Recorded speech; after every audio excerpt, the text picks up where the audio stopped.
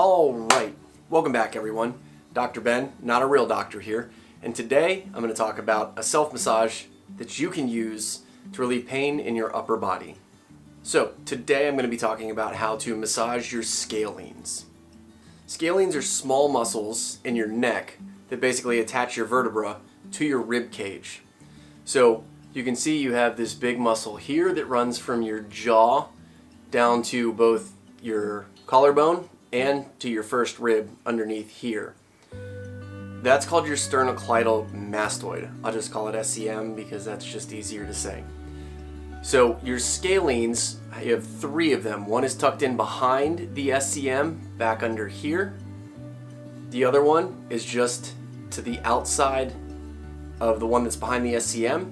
And then the third one is out here and runs this way along the trap. So you have your trap and your SCM, those are your two landmarks, and then you have your collarbone here. The scalenes run from your vertebra through this gap between your shoulder blade and your collarbone and attach to your first and second ribs. Some people have a fourth, but if you're hitting the third one, you're also going to hit the fourth one most likely. Now these muscles can cause all kinds of pain in the upper body. You can have pain in your head, neck, shoulders, upper back, chest, and arms, hands, fingers. So these can play the scalenes can play a major host of problems that can be a contributing cause to pain in all of those regions. The other thing that is kind of unfortunate about the scalenes is because they do cause pain in so many places, they can be really unpleasant to massage. They take a little bit of finesse to get the hang of finding. Once you do find them, they're relatively easy to massage. Pro tip, cut your fingernails really short, otherwise you're going to end up kind of chewing up your neck. So for the first scalene, what you want to do is grab your SCM between your thumb and your fingers. Move your thumb to the outside, and you're just going to kind of pull the SCM out of the way and then shove your fingers into the little hole. When you feel around in there, you'll start feeling your vertebra, and you're going to poke around behind the SCMs, and believe me when I say you'll know when you find the scalenes. So right now I can feel just a thin little muscle, maybe about the width of my pinky, and when I press into it, I can feel that right around here. And this muscle runs the length of your neck. So you're just going to keep basically pushing in and rolling your fingers out as you move up your neck to hit that muscle all the way up your neck. Once you get up here, it's a little easier to find, and you're going to find that your vertebrae are a lot more pronounced. So for the second SCM, you don't have to drive in, or the second scalene, you don't have to drive into your neck so far. It's a little bit further to the outside, so just on the line outside of your SCM. Again, you can push in here, and right there, I'm on it. So I'm a little bit further to the outside of my neck for number 2. I've been working on these a lot recently, so I don't have quite as much pain. Alright, and same deal, you're going to push in and roll out as you move up your neck, all the way up. Sometimes I actually prefer to come across with the same side.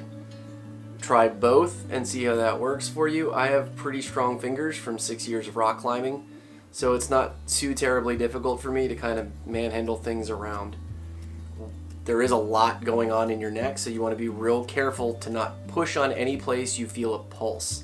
You don't want to be massaging arteries or veins. That can cause other problems that you really don't want to get into. So for the last scalene, this one's a little bit more interesting. It's, like I said, it runs down from the neck down to your rib along the trap. So you're actually going to find this little triangle right here where your trap and your collarbone meet. You're going to shove your fingers down into this gap, and you'll feel a little muscle again, probably about the width maybe the width of your pinky, and you're going to feel a hard surface down there, which is your first rib. You're going to push into that triangle and slide across, pinching that muscle between your rib and your fingers. A good way to do this one is to cross your fingers over like this to get a little extra support so you're not beating up just one finger.